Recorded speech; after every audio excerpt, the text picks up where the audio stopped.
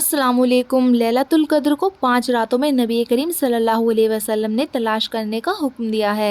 एक रात गुजर गई और कल दूसरी शब है, जिसको 23वीं शब कहा जाता है। इस रात हम सब लोगों को जागना है और अल्लाह सुब्हान व तआला की इबादत करनी है। सही बुखारी हदीस नंबर 2017 में रसूलुल्लाह सल्लल्लाहु अलैहि वसल्लम ने फरमाया, शब कद्र को रमज़ान के आखिरी अशरे की ताक रातों में ढूंढो। तो हमें इस रात को बिल्कुल भी मिस नहीं करना है, जितनी हो सके इस रात इबादत करनी है, क्योंकि ये रातें बड़ी फजीलत वाली हैं। अब कुछ लोगों को ये समझ नहीं आता कि इस रात हमें पढ़ना क्या है। नमाज, कुरान, तस्बीह कुछ भी पढ़ सकते हैं, ज्यादा से ज्यादा इबादत करने की कोशिश करें। कुछ नहीं पढ़ सकते तो कम से कम ये नमाजें तो जरूर पढ़ लें। आप सलातुल तस्बीह की नमाज पढ़ सकते हैं। सलातुल तस्बीह की नमाज बहुत फजीलत वाली नमाज है। सलातुल तस्बीह की नमाज पढ़ने से अल्लाह ताला पिछले जितने भी गुनाह होते हैं सबको माफ फरमा देता है। रसूलुल्लाह सल्लल्लाहु अलैहि वसल्लम ने इस नमाज की बड़ी फजीलत फरमाई है।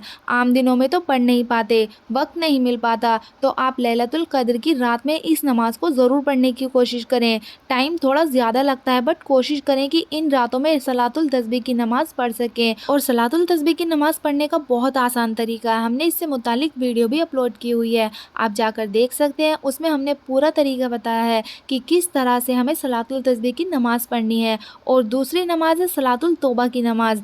हमसे ना जाने कितने गुनाह होते हैं, कुछ जानकर भी होते हैं और कुछ अनजाने में। हमें पता होता है कि ये गुनाह का काम है, लेकिन हम फिर भी करते हैं। तो ऐसे गुनाह जानकर किए होते हैं तो 2 रकात नमाज सलातुल तौबा की पढ़ लें। सलातुल तौबा की नियत से जैसे बाकी नफल नमाज पढ़ी जाती है, ऐसे ही 2 रकात नमाज ये भी पढ़ी जाएंगी। बस नियत हमें सलातुल तौबा की करनी है। और 2 रकात मुकम्मल करने के बाद अल्लाह सुब्हान व तआला से दुआ मांगिए कि अल्लाह मेरे जितने भी गुनाह हैं तो उनको माफ़ कर दे, जितनी भी खताएं हैं अल्लाह तो उनको माफ़ फरमा दे। और अल्लाह ताला से सच्ची तौबा कर लें। और तीसरी नमाज है सलातुल हाजत की नमाज। हमारी बहुत सारी ज़रूरतें रहती हैं, किसी का काम नहीं चल रहा होता, तो कोई बीमारी में मुब्तला होता है और उनको शिफा नहीं मिल पाती, तो सबकी अलग अलग ज़रूरतें होती हैं। तो आप सलातुल हाजत की नमाज पढ़ें, नियत करें 2 रकात नमाज सलातुल हाजत की। सलातुल हाजत यानी ज़रूरत की नमाज, यानी आप अल्लाह से अपनी ये ज़रूरत पूरी करवाना चाहते हैं, तो आपकी जो भी ज़रूरत हो वो आप दिल में रखें और नियत करें 2 रकात नमाज सलातुल हाजत की।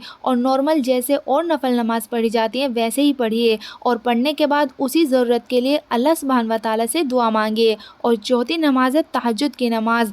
5 वक्त की फ़र्ज़ नमाज़ों के बाद जिस नमाज का मकाम है वो है तहज्जुद की नमाज। और इस नमाज की बड़ी फजीलतें हैं। तहज्जुद के वक्त अल्लाह ताला आसमान दुनिया पर अपनी शान के मुताबिक आता है और ऐलान लगवाता है कि है कोई मुझसे कुछ मांगने वाला, कोई मुझसे तलब करने वाला। तो तहज्जुद की नमाज बिल्कुल मिस ना करें। तहज्जुद की नमाज मोस्ट इम्पॉर्टेंट है। तहज्जुद के वक्त अल्लाह सुब्हान व तआला की रहमतें बरसती हैं।